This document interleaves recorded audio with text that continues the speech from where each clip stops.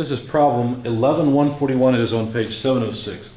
Race car A is traveling on a straight portion of the track while race car B is traveling on a circular portion of the track. At the instance shown, the speed of A is increasing at a rate of 10 meters per second squared, and the speed of B is decreasing at a rate of 6 meters per second squared. For the position shown, determine A, the velocity of B relative to A, and B, the acceleration of B relative to A. So let me sketch the situation here. I'm just going to put a dot down for vehicle A. Vehicle A has a velocity of 240 kilometers per hour. And of course there's an hour per 3,600 seconds. And there's 1,000 meters per kilometer. So that'll give us meters per second, which comes out to 66.6 repeating meters per second. I'll probably erase most of this in just a second and just write the velocity of A as 66.6 meters per second. But we'll do that in a minute. Over here is B. Now let me sketch, I guess in a different color, the path. Something like that. This is a circular section. It comes back around, but B hasn't reached the, what would that be called? I guess the quadrant of the circle? Whatever. Anyway, so B, if we were to draw a line to the center of the circle, B makes an angle of 50 degrees with respect to a vertical line. Of course, the tangent, or the tangent point would be right there, where the straight line intersects the curve. And the velocity of B, let me get rid of some of this path, the velocity of B was given as 200 kilometers per hour. It's going a little slower around the curve. And we convert that, we get 55.5 repeating meters per second. Okay? Same conversion as before. However, so B's velocity is like this. The vehicle B has an acceleration, which is a tangential acceleration of 6 meters per second squared. Remember they had said it's slowing down at a rate of 6 meters per second squared. That is an acceleration, but it's an acceleration of the velocity. It's an acceleration of the magnitude of the velocity, I should say. Okay? So this is definitely a tangential acceleration. What about this? Well, they said that A is accelerating at a rate of 10 meters per second squared. It's also to the left. Okay, so its speed is increasing. What about the normal acceleration of A? It's not going around a path. It has no normal acceleration, right? It's going along a straight line.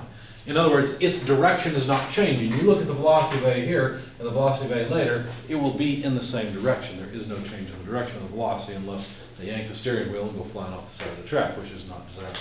Okay?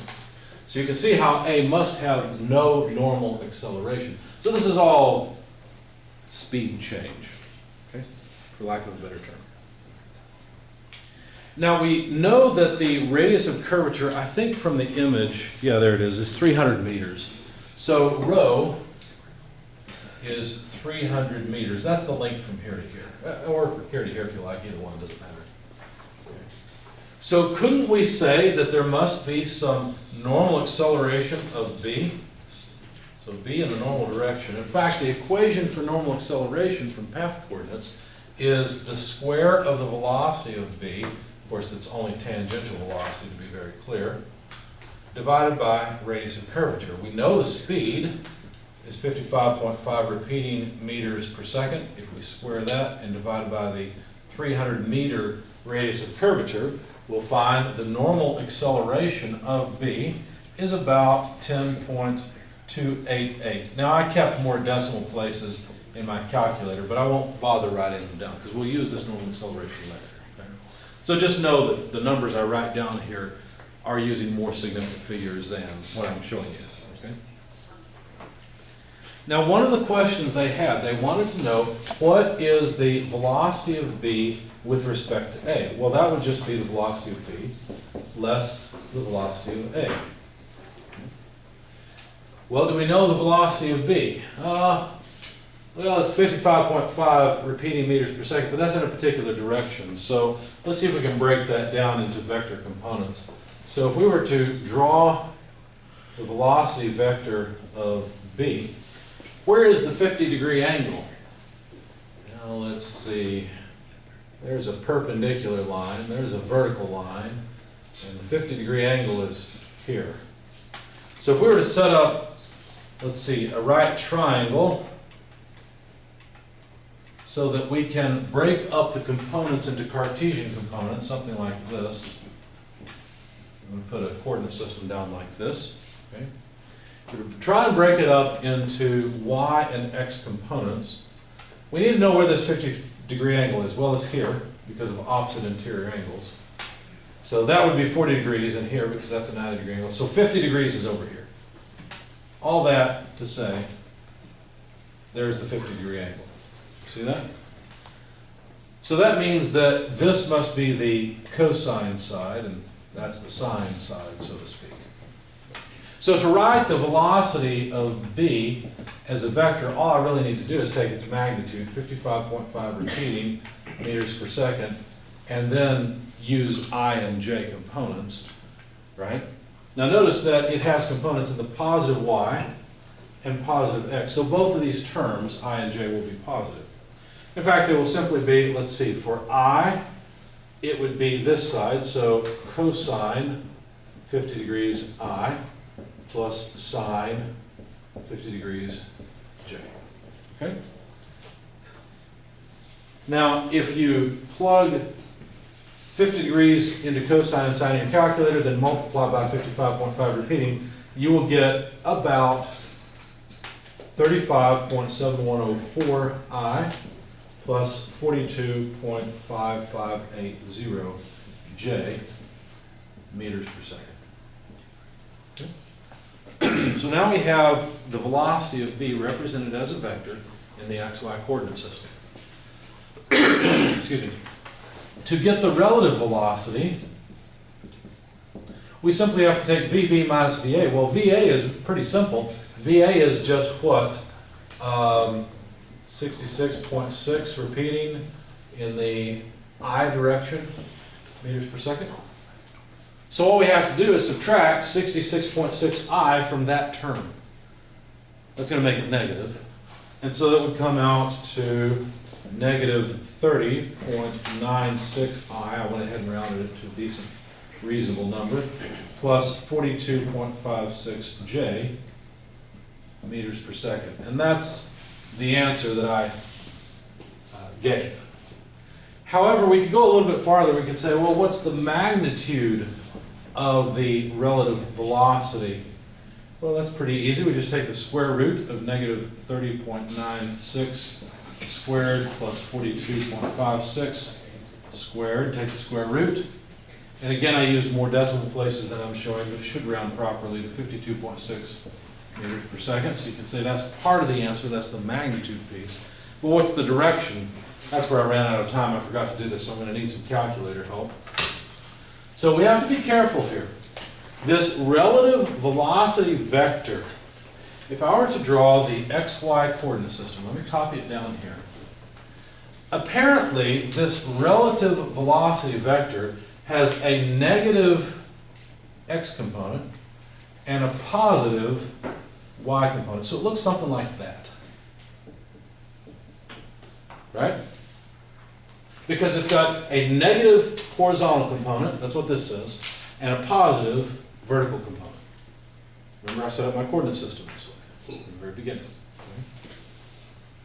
So, what direction is this?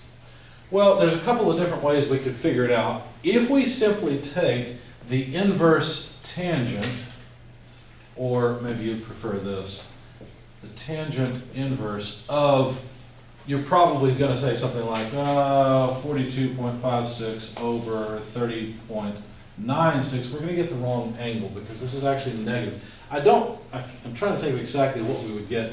We're basically going to get something that is, well, let's see, the y component is bigger than the x. So if we look at the first quadrant, just to keep things simple, normally we put xy like this. So this is what the tangent function would be based on. Then we'll get an angle something like that, right? Because it's got more y than it has x. Y goes on top. And in my particular case, I know that this vector has more vertical components, so I guess the angle we get here would be that angle from the inverse tangent. And that means that would be this angle, right? Because I know that this vector is pointing more along y than it is along x. Because it's 42.56 instead of, versus negative 30. So if we do this, which go ahead and do it, tell me what that angle is.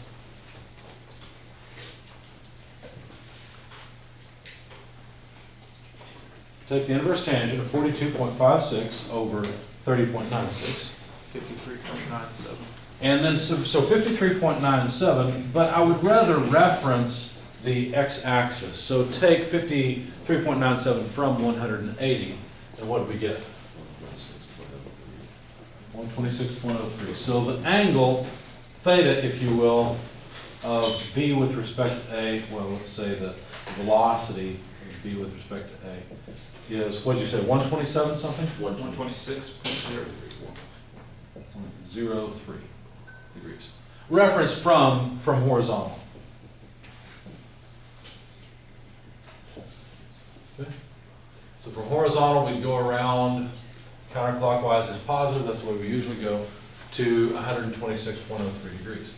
So that's the relative velocity. In other words, if we were sitting in A, looking at B, we would see a velocity of B somewhat in this direction. Does that make sense? It does. I'm a step behind. You're fine. Well, what So, question do you have? We took the tangent, We took the inverse tangent. and that was the these. 53.97. That was this angle, right. Okay, and then we went from, Then we said, well, there's 180. 180 from there to there, so just subtract 53.97 from 180. okay. Yeah, good question. Any other questions? To me, this is fine, because you can get all this other stuff from it. But if I asked you for magnitude and direction, then you would need to continue with the inverse tangent and know what it meant. Okay? Any questions so far? Go ahead.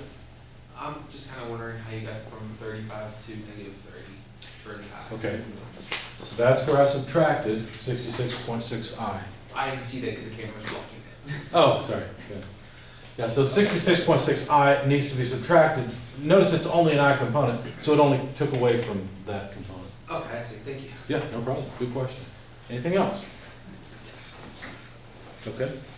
But that's not all they wanted. They also wanted relative acceleration. So, let's see what we can do with that. I need some space, so let's just concentrate this. 55.5 repeating meters per second. And 66.6 meters per second. And what we'll do is start over up here with acceleration. And I'll have to erase the velocity, but at least it'll be up there a little bit longer. Okay, let's write this tangential acceleration as a vector. Notice I've just drawn it in a direction, right? So I need it as a vector. Notice also it will have negative x and y components, right? So to figure out its components, it turns out it would actually have the same directionality, sine and cosine at least, as the velocity, because the velocity is also tangent to the path. Both the velocity and the tangential velocity are tangent to the path. It's just that the acceleration is in the negative direction. So all I need to do is take the magnitude of the tangential acceleration, 6 meters per second squared, and multiply it by the negative of this direction, negative cosine 50 degrees I minus sine 50 degrees j. And the reason I know this is because notice that the tangential acceleration just points in the opposite direction to the velocity. Okay? So that was a pretty easy, basically no-brainer to just write down. Bless you. So, plugging all this into a calculator, we'll get negative 3.8567 or so in the I direction, and negative 4.5963 in the J direction, and those are meters per second squared. Now, why did I bother with that? Well, I'm also going to write the normal acceleration, which I know the magnitude of, and by the way, I know that the normal acceleration has to be so-called normal to the path, right, and point towards the inside of the circle. So I can write that down, and then I can simply add those two vectors together in order to determine the total acceleration of B. I already know the total acceleration of A, that's pretty easy. In fact, writing the total acceleration of A as a vector is really easy, there we go. Right? It's just in the I direction, so that's easy. Questions? Okay. So let's write down the normal acceleration as a vector as well. All right, so the magnitude of the normal acceleration is 10.288, and as I said, I use more decimal places than this, but I won't bother writing them down, there's no need. And then I just need the normal direction itself. Well, if you think about it, you'll realize that the I component of this is in the negative direction, right? And let's see, if we extract the triangle, what would that look like? Something like that, right triangle here, 50 degrees here. Okay, so if I want the negative horizontal component, that would be the sine side. So negative sine 50 degrees.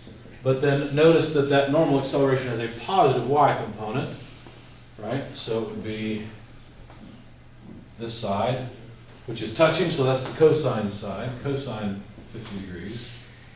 And that's it. Plug it into a calculator, rounding things off a bit. We'll find that the normal acceleration is about negative 7.881 I plus 6.613 J. Oh, there's another significant figure. I took them out to 4 significant figures. And these are meters per second squared. Okay. So to get the total acceleration of car B, I just need to add together these two vectors. So to do that, just add the I components and then add the J components. Okay? So the total acceleration of B then would come out to, let's see, negative 3.8 plus negative 7.8. Without rounding them off that badly, I got a negative 11.7378 I.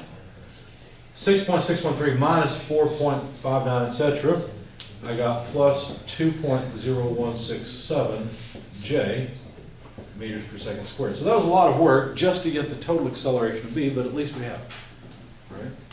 So the total acceleration of B, notice, has a negative component in the I direction, a positive component in J. So if we were looking at, let me draw in blue, the actual total acceleration, or at least the direction, something like it, of B. Well, let's see, it would have a negative horizontal component and a small positive vertical component. So it would look something like that. That would be the total acceleration of B. Okay? So far, so good? Any questions? All right. Then the last thing to do is find the acceleration of B with respect to A. So if we're looking at acceleration from A's point of view, how does it look like B is accelerating? Well, it would be the acceleration of B minus the acceleration of A. So all we really have to do is take the difference between this vector and this vector. In other words, subtract 10 meters per second from the I component. Well, that's going to make it even bigger, isn't it? So the relative acceleration of B with respect to A is even larger than the acceleration of B itself with respect to ground. So that comes out to negative 21.7378, because notice we're just subtracting 10 more, right? I plus 2.0167 J meters per second squared. And that's it. That's the relative acceleration. Let's just do it this way. Of B with respect to A and the relative velocity as vectors. Of course, we can do magnitude and direction again. So how did I come up with the idea that the magnitude of the acceleration of B with respect to A is equal to 21.83 meters per second squared? How did I do that? Took the magnitude. Square root of the sum of the squares, right? So square this, add it to the square of that, take the square root. That's how you come up to here, okay? That's just magnitude. I also came up with the direction as being, there's our x, y coordinate system. The direction of this relative acceleration was at an angle of 174.7 degrees off the horizontal axis. How did I come up with that? Well, the inverse tangent, like we did before, right? But you got to be careful, because if you just make both of these positive, you got to consider what that means. Would you expect this to be a large angle or a small angle in the first quadrant? If we neglect that negative sign, we've got a whole lot of x, a little bit of y. Is that a shallow angle or a steep angle in the first quadrant? It's a shallow angle, right? So where is that? It's right there, just like it was before. Now, it turns out you can actually use another function in Excel called A tan2. A tan2 takes in an x value and a y value. So you would put the x value, including the negative sign there, and the y value there, and it would give you the angle with respect to the x-axis from the very beginning. Okay? So you might play with A tan2 also and see how it works. It's pretty easy, but I don't want to waste time showing that to you. Plus, I can't get it on the video. So Question? that your positive x direction is going to the left. Yep. It's just the way I laid down the coordinate system. Anything else?